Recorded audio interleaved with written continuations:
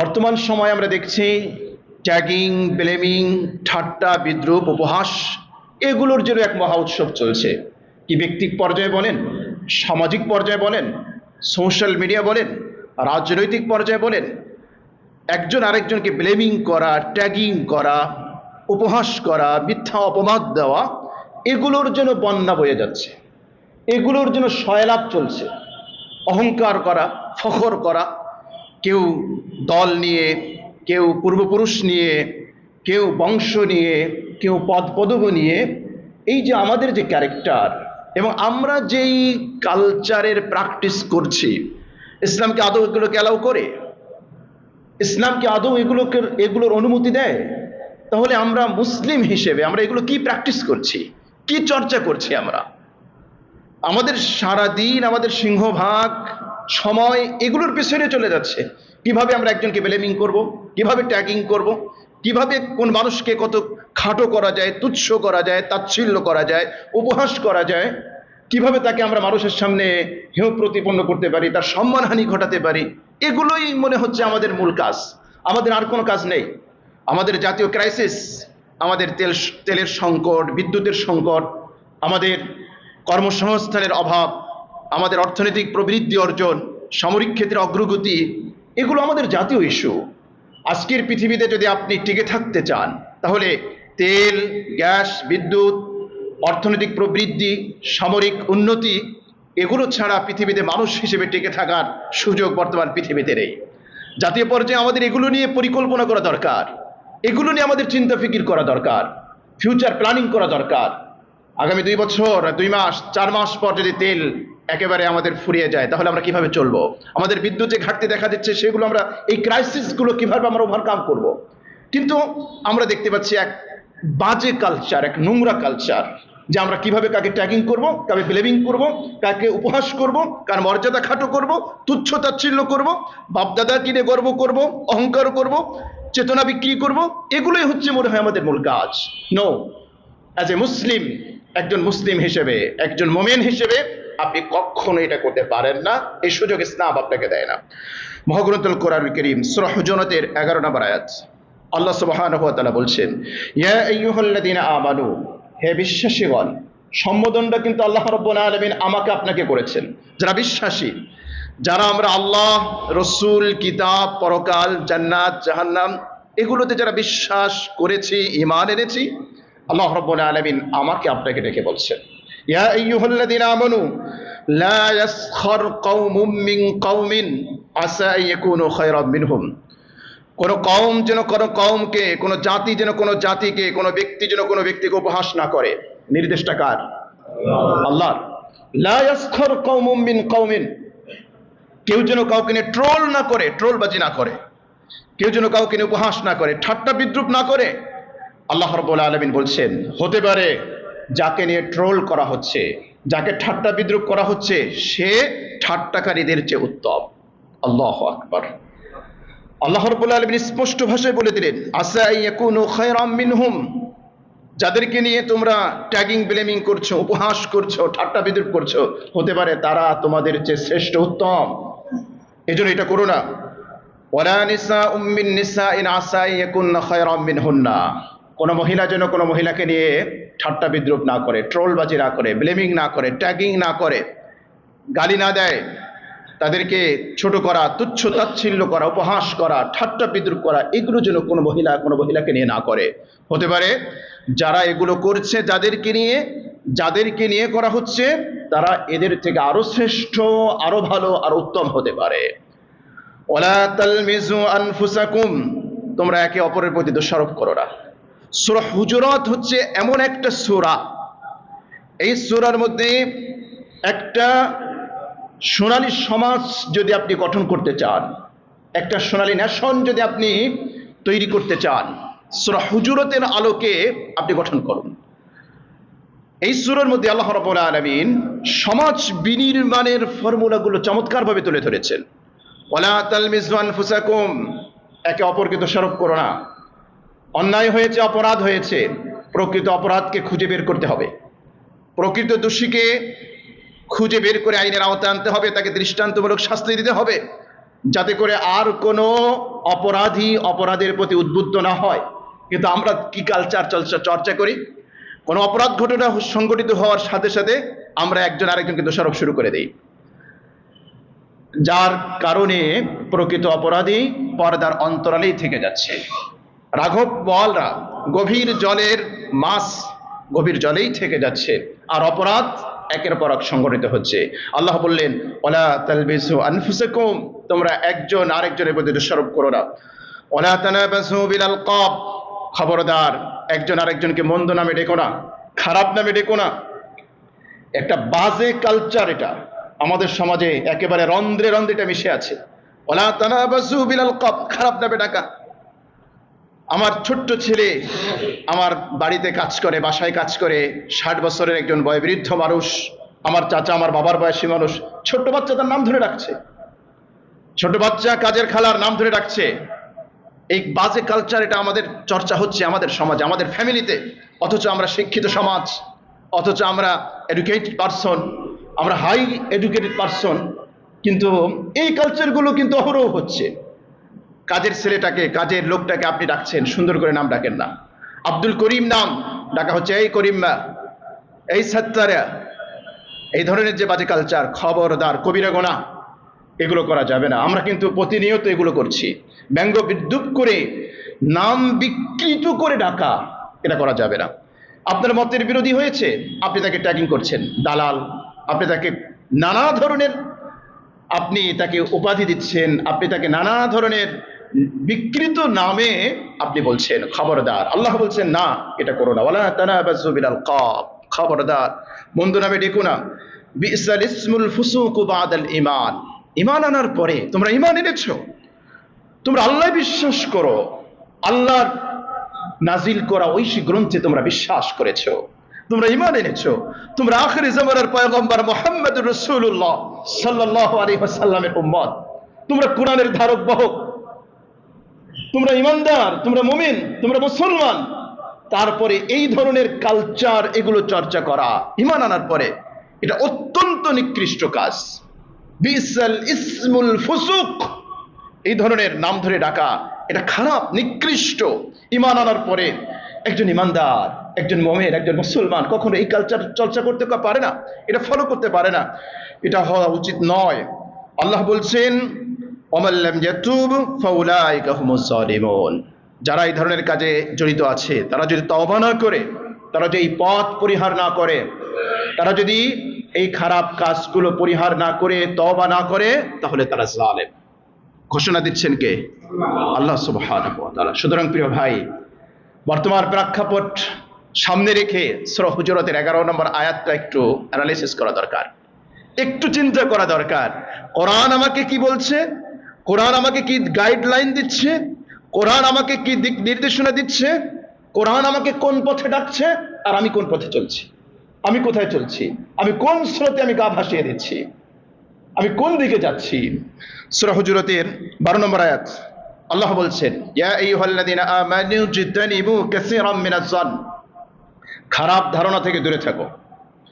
খারাপ ধারণা, একটা খারাপ ধারণা, বদগুমান, এটা ঝগড়া ফাসাদের মূল হচ্ছে খারাপ ধারণা। এখান থেকে শুরু হয়। আপনি ভালো ধারণা করতে পারতেন, কিন্তু না, আপনি একটা খারাপ ধারণা করলেন, খারাপ চিন্তা করলেন, এই চিন্তা চেতনা থেকে সূচনা হলো ঝগড়া, বিবাদ, বিচ্ছেদ, মারামারি, কাটাকাটি, এমনকি অনেক সময় রক্তপাত পর্যন্ত ঘটে একটা খারাপ ধারণাকে কেন্দ্র করে। এজন্য আল্লাহ বলছেন, হে ঈমানদারেরা, ইয়া আইয়ুহাল্লাযীনা আমানু, হে বিশ্বাসীগণ, ডাকটা তো আমাকে আপনাকেই দিচ্ছেন, বিশ্বাসীদেরকেই দিচ্ছেন আল্লাহ পাক। ইজতানিবু কাসীরাম মিনাজ জান, এই ধারণা করা থেকে, অতিরিক্ত ধারণা করা থেকে, খারাপ ধারণা থেকে তোমরা দূরে থাকো। ইন্না বাদাজ জান্নি ইস, কিছু কিছু ধারণা এটা মহাপাপ, এটা একেবারে বড় বড় পাপ সংগঠিত হওয়ার কারণ, বড় বড় বিপর্যয় সংগঠিত হওয়ার কারণ একটা বদগুমানি থেকে, একটা খারাপ ধারণা থেকে সূত্রপাত ঘটে। ওয়ালা তাজাসসু, গুপ্তচর বৃত্তি করো না। একজন মানুষ কি অপরাধ করছে খুঁজে খুঁজে এগুলো বের করা, এটা আমার আপনার কাজ নয়। কত শত অপরাধ আমরা করি, আমাদের একটা চরিত্রের একটা খারাপ দিক, নিজের শত অপরাধ আমাদের চোখে পড়ে না। কত শত ভুল করি, কত শত অপরাধ করি। আমরা আপনার অপরাধগুলো যদি আল্লাহ রাব্বুল আলামিন জনসম্মুখে ওপেন করে দিতেন, খুলে দিতেন, রাতের বেলা যে অপরাধগুলো আমরা করি, সকালবেলা যদি আল্লাহ পাক দেওয়ালে লিখে দিতেন আজকে রাত্রিতে অমুক ব্যক্তি এই অপরাধ করেছে।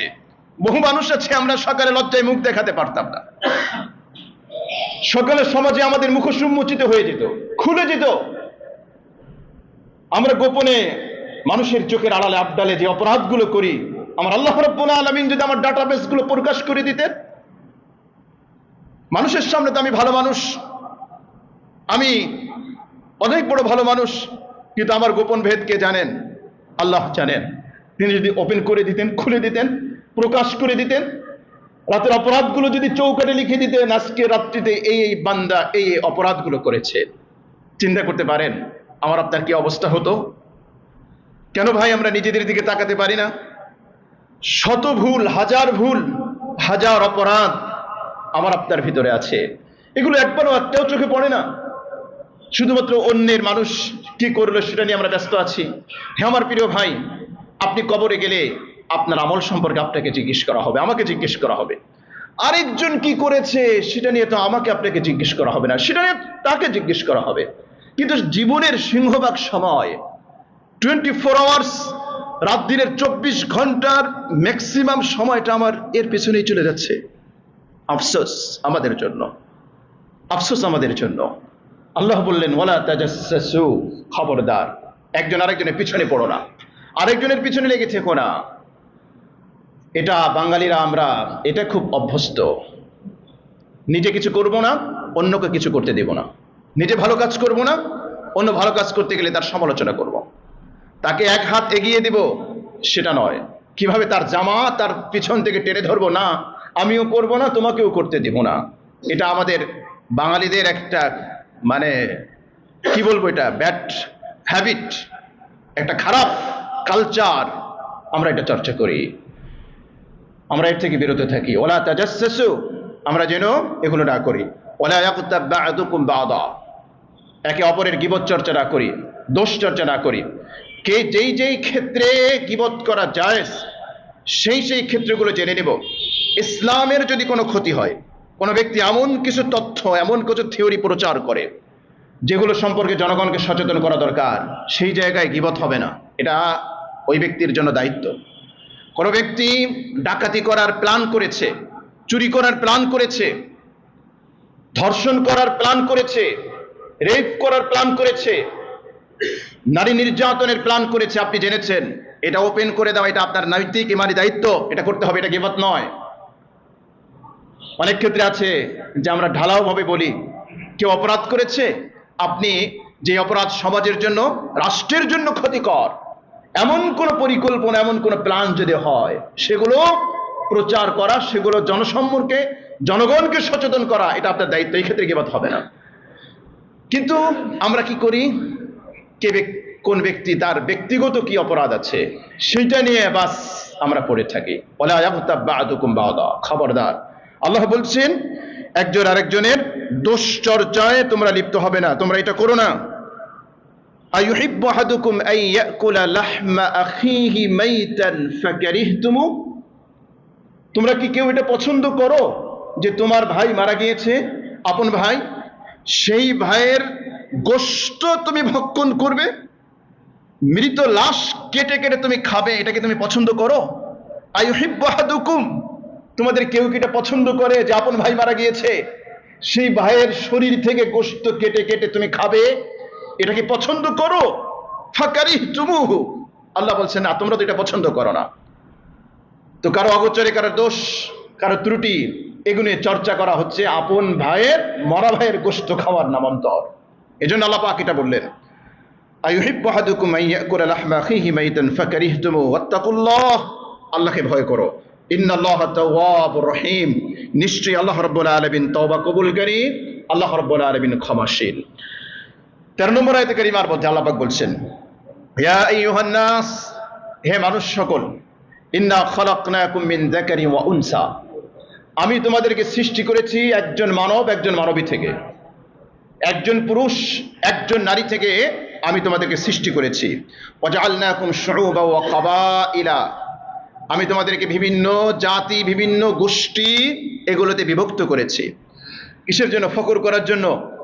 আমি অমুক বংশের, আমার বংশ এই, আমি আরবি, আমি আজমি, আমার পদবি এই, আমি এজন্য অহংকার করব, আমি এজন্য ফখর করব।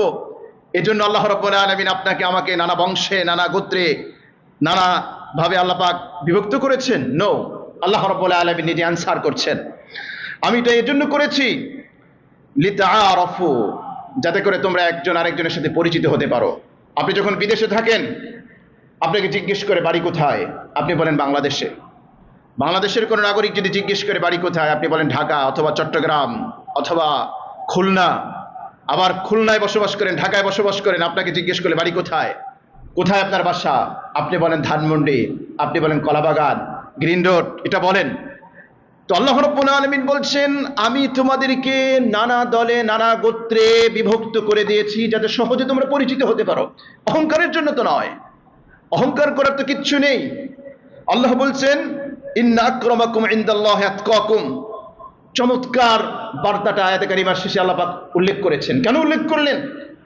বংশ, গোত্র, দল, পদ, পদবি এগুলো নিয়ে যেন কোনো ব্যক্তি অহংকার করতে না পারে।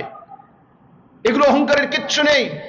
আল্লাহ রাব্বুল আলামিন বলছেন ইন্না আকরামাকুম ইনদাল্লাহি আতকাকুম, আল্লাহর কাছে সবচেয়ে সম্মানিত ব্যক্তি হচ্ছে তোমাদের মধ্যে যার তাকওয়া সবচেয়ে বেশি। তোমাদের মধ্যে সবচেয়ে বেশি তাকওয়াবান ওই ব্যক্তি যার তাকওয়া বেশি। তোমাদের মধ্যে সবচেয়ে বেশি সম্মানী ওই ব্যক্তি যার তাকওয়া বেশি। ও আমার প্রিয় ভাই, হতে পারেন আপনি বিসিএস ক্যাডার, কিন্তু তাকওয়া আপনার মধ্যে নেই। একজন রিক্সা চালক, তার মধ্যে তাকওয়া আছে। আল্লাহর কাছে এই বিসিএস ক্যাডারের কোনো ভ্যালু নেই। আল্লাহর কাছে 1000 বিসিএস ক্যাডার থেকে একজন রিক্সাওয়ালার মূল্য অনেক বেশি। আবার হতে পারে আপনি কায়িক পরিশ্রম করেন, কিন্তু আপনার মধ্যে তাকওয়া নেই। আরেকজন ব্যক্তি টপ লেভেলে আছে, সচিব, কিন্তু এই ব্যক্তি মুত্তাকি। শুধুমাত্র গরিব হওয়ার কারণে আপনি কায়িক পরিশ্রম করেন, এজন্য আল্লাহর কাছে আপনার ভ্যালু বেড়ে যাবে, মূল্য বেড়ে যাবে। নো, এটা ইসলামের প্রিন্সিপাল নয়, এটা ইসলামের শিক্ষা নয়। ইসলাম বলছে ইন্না আকরামাকুম ইনদাল্লাহি আতকাকুম। আপনি যদি আল্লাহর কাছে সম্মানী হতে চান, ইসলামের দৃষ্টিতে সম্মানী হতে চান, তাহলে অবশ্যই আপনাকে তাকওয়ার গুণে গুণান্বিত হতে হবে। বিনা কারণে আমরা মানুষকে কষ্ট দেই, মানুষের দোষ খুঁজি। আল্লাহ রাব্বুল আলামিন আমাদেরকে কঠোর সতর্ক বার্তা দিয়েছেন, কঠোর বার্তা দিয়েছেন। সূরা আহজাবের 58 নম্বর আয়াত, আল্লাহ সুবহানাহু ওয়া তাআলা বলছেন ওয়াল্লাযীনা ইউযুনাল মুমিনিনা ওয়াল মুমিনাত বিগাইরি মাকতাসাবু ফাকাদ ইহতামালু বুহতানা ওয়া ইসমান মুবিনা।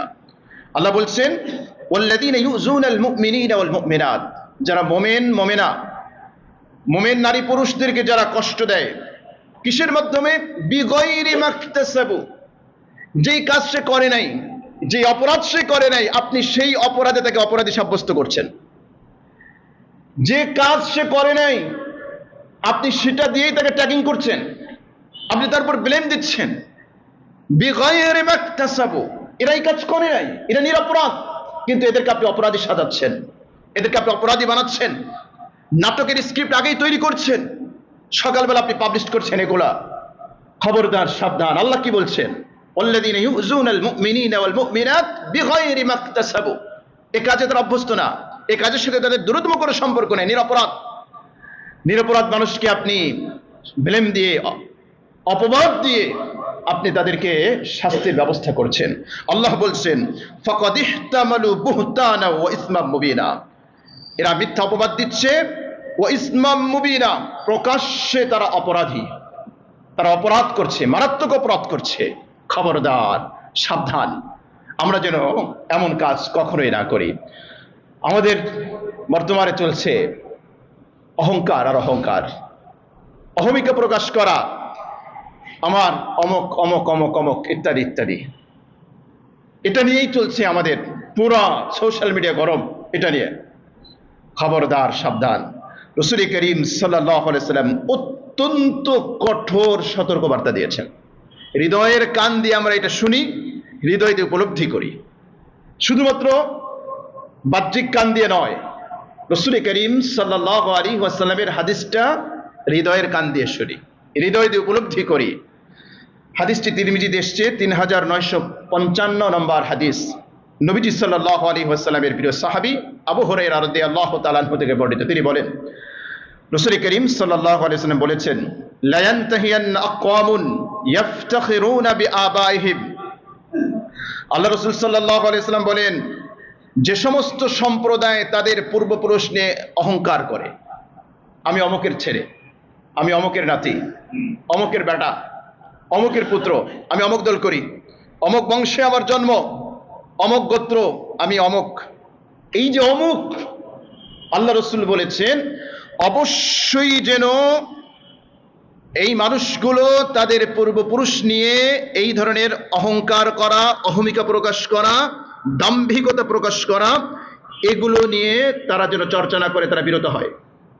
আল্লাযীনা মাতু, যারা মৃত্যুবরণ করেছে, হতে পারে ইন্নামা হুম ফাহমু জাহান্নাম, তারা জাহান্নামের কয়লায় পরিণত হচ্ছে।